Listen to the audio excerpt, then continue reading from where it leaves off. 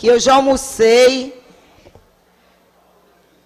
e que eu não estou com pressa nenhuma. Eu tinha pedido ao presidente da casa e ao deputado Caveira que passasse para a próxima semana a votação desse debate, desse projeto, porque, sem dúvida alguma, é um projeto que divide posições aqui na Assembleia Legislativa, e depois de um esgotamento de uma pauta exaustiva, como a que nós tivemos hoje, talvez não fosse adequado a gente fazer uma discussão que, sem dúvida alguma, tende a ser uma posição de antagonismos. Eu quero lembrar que o título de cidadão paraense é um título que deve ser concebido a pessoas que tenham merecimento e que tenham feito pelo nosso Estado atos, ações que contribuam para o engrandecimento, para a valorização do nosso Estado. Diante de um momento tão difícil da conjuntura política do nosso país, diante de tantas denúncias que dividem a opinião política dos políticos e da classe jurídica desse Estado, é, no mínimo, inconveniente que a gente precise se debruçar sobre um projeto de lei para aprovar um título de cidadão paraense para o ministro, ex-juiz Sérgio Moro. Um juiz que claramente se posicionou desde o início da Lava Jato, com posições públicas que demonstravam o seu perfil diferindo do seu dever constitucional, que é ter imparcialidade na condução da sua tarefa diante do Judiciário.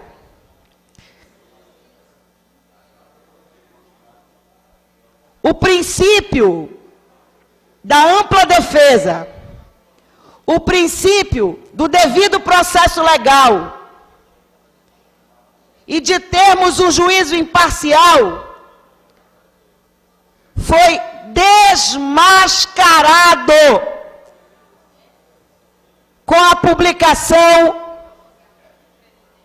das conversas, das negociações, das armações de bastidores feitas pelo juiz Sérgio Moro e sua quadrilha instalada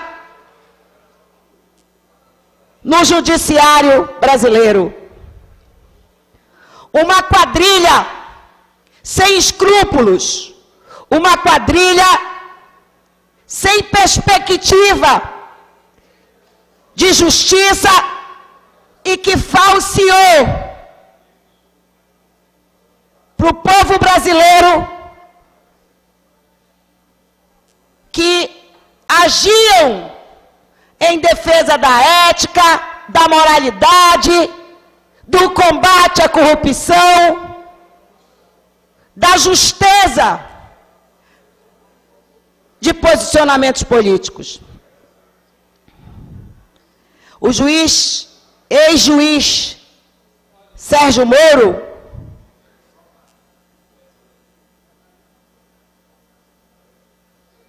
ainda não está na mesma escalada decrescente de popularidade do presidente Jair Bolsonaro.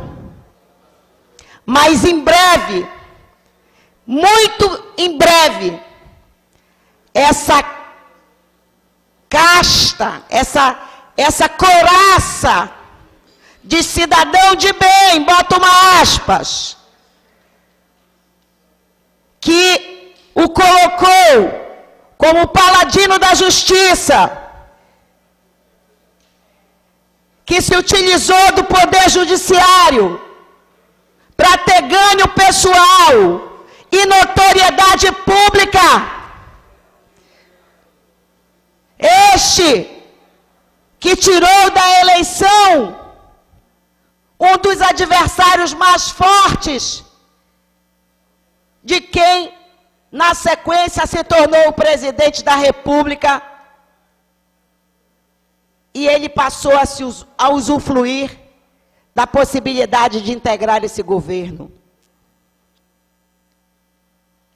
Eu lamento muito, mas muito, que pessoas que a gente respeita, que pessoas que a gente sabe que trabalham seriamente, que pessoas que têm um comportamento, inclusive dentro da Polícia Federal, inclusive dentro do Judiciário, ainda não tenham percebido a gravidade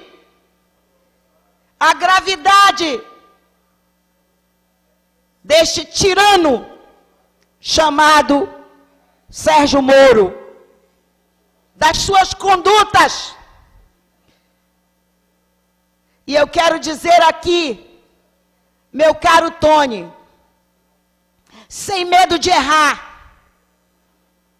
meus 60 anos de idade, o tempo que eu já vivo na política, não me permitem atirar pedras sem saber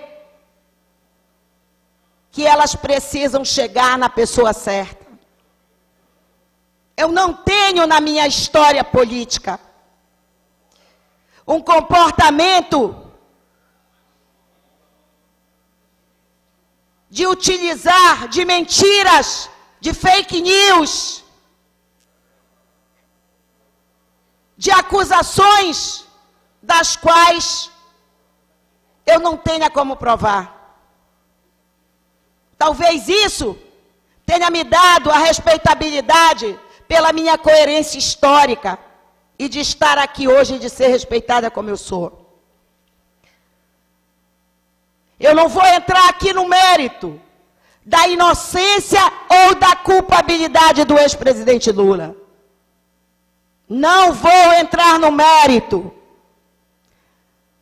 Mas quero deixar claro que ele e qualquer cidadão deste país tem que ter o direito de ser julgado, garantido o devido processo legal, garantido a ampla defesa e ser julgado por um juiz imparcial. Voltar atrás, retroceder nos processos, depois das denúncias da Vaza Jato, não significa inocentar todos que estão presos. Significa garantir a eles o direito de serem julgados com o devido processo legal e com o princípio da ampla defesa. Não significa não condenar. Não significa não prender.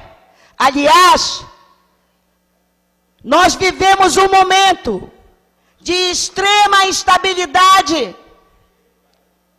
jurídica nesse país. É tão instável que tem gente que já foi deputado dessa casa que está condenado em segunda instância e não está na cadeia, mas tem outros que estão na cadeia. Nós vivemos um momento difícil da vida política brasileira. Para uns, o machado, para outros, a chave das grades, para uns as algemas, para uns as facilidades, para não chegar no seu cumprimento de pena pelos crimes que cometeram. Essa insegurança jurídica, que tem inclusive movido uma parte do judiciário a se utilizar das prerrogativas deixadas pela ausência de legislação no Brasil, judicializando a política, como se diz no debate popular, no meio jurídico, é claro, que eu não faço parte dele, estou tentando entrar, estou no 9º semestre de Direito, estou estudando, estou indo para aula todo dia quando eu saio daqui, agora correndo, fazendo um cursinho para fazer OAB, não sei nem se eu vou chegar até o final, porque as minhas tarefas políticas são muito exigentes do meu tempo, da minha responsabilidade, das minhas energias. Mas o meio jurídico não está mais tão dividido como estava. Cada dia, diante das incontestes expressões e negociações utilizadas como um método de burlar as regras do Poder Judiciário,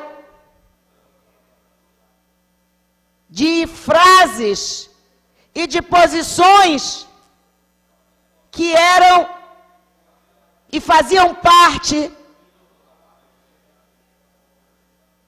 do aspecto sigiloso do processo e que só ele e só a sua quadrilha que atuou na Lava Jato poderiam ter conhecimento.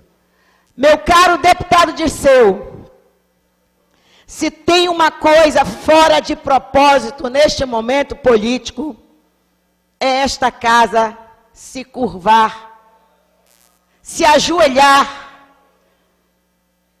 envergonhando este poder, aprovando um título de cidadão paraense a este que, sem dúvida alguma, é uma das lideranças políticas hoje desse campo do neofascismo, que mais devem assustar a sociedade brasileira. Tem uma parte, excelência.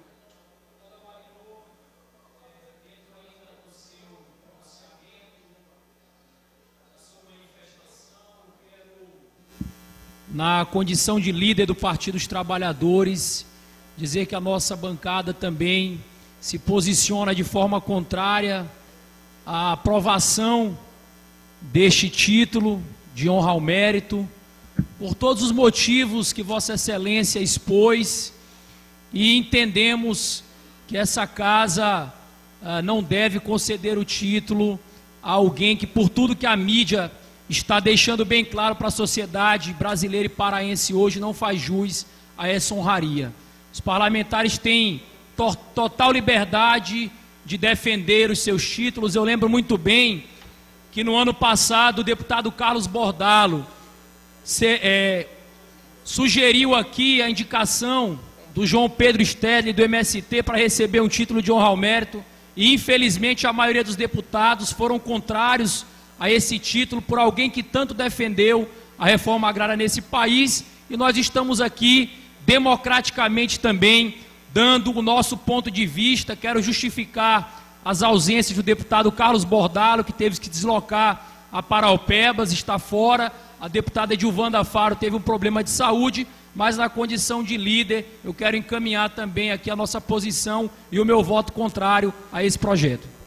Obrigada, deputado Dirceu. Eu queria lembrar que, recentemente, 122 juristas escreveram um livro sobre os erros de Moro na condenação de Lula e dizem que são verdadeiras atrocidades processuais. Quem possa pensar aqui que eu sou lulista, que eu estou defendendo, pode tirar o cavalinho da chuva. Em 2005, eu saí do PT. Eu saí para construir um projeto novo, porque eu não acreditava que o Lula fosse capaz de afirmar posições no modelo de desenvolvimento, na reestruturação do Estado brasileiro, que pudesse atender apenas e principalmente os interesses da classe trabalhadora. Ele mediou com as elites, ele mediou com este campo odioso que hoje domina, infelizmente, domina a nossa política brasileira. Mas é preciso escutar as vozes dos que estudam. E este livro, que foi escrito por 122 juristas, ele mostra uma sequência de erros processuais do ministro Sérgio Moro. Não é à toa que este todo-poderoso filhote de Bolsonaro, que é ministro, que tinha que se dar o respeito, entregar o cargo e deixar apurar as denúncias que estão pesando sobre seus ombros, ele deveria se afastar do ministério e, eticamente, se não teme, se não deve, não deveria temer. Moro feriu em nome de uma persecução penal que não cabe ao Poder Judiciário os alicerces básicos do Estado Democrático de Direitos. Perdeu a equidistância necessária ao julgador para assumir, no lado do Ministério Público, o papel de acusador. Conduziu as investigações, opinando sobre a conveniência de determinadas provas. Enfim, combinando, como num jogo de cartas marcadas, a condenação de um réu. A sede de Moro nunca foi, meus caros deputados, pela justiça. Pois não há justiça em tribunal de exceção. Nós voltamos, no Brasil, a eras passadas, a eras aonde o dono da terra, o dono do poder econômico, faz justiça com as próprias mãos. Nós voltamos à era das cavernas. E esse retrocesso jurídico, histórico, processual vai precisar ser reparado e ser corrigido ao longo dos anos, dos próximos anos. Moro tramou e conduziu a supressão do direito de sufrágio do povo brasileiro. Sua tarefa era clara: tirar das eleições o concorrente mais forte do seu projeto político e, logo após, sair da magistratura para ser ministro daquele que o fez eleger com a promessa imoral, ilegal, de ser posteriormente ministro do STF, o que já foi assumido pelo próprio presidente Bolsonaro. Moro é motivo de vergonha e desmoralização para o Brasil internacionalmente. Seus erros de português a cada entrevista são constrangedores. A exemplo de Congé, quando queria se referir a cônjuge, além do notório desconhecimento técnico no que tange a matéria penal, processual e material. O pior é o silêncio estrondoso do superministro em relação aos casos de corrupção envolvendo a família de Bolsonaro. Cadê o Queiroz? Cadê a apuração do Laranjal? Cadê a apuração das milícias?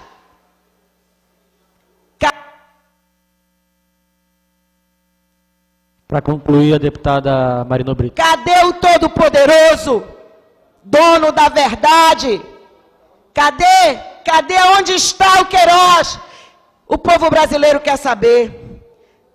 Moro é um péssimo exemplo de cidadão brasileiro e não merece ser cidadão paraense.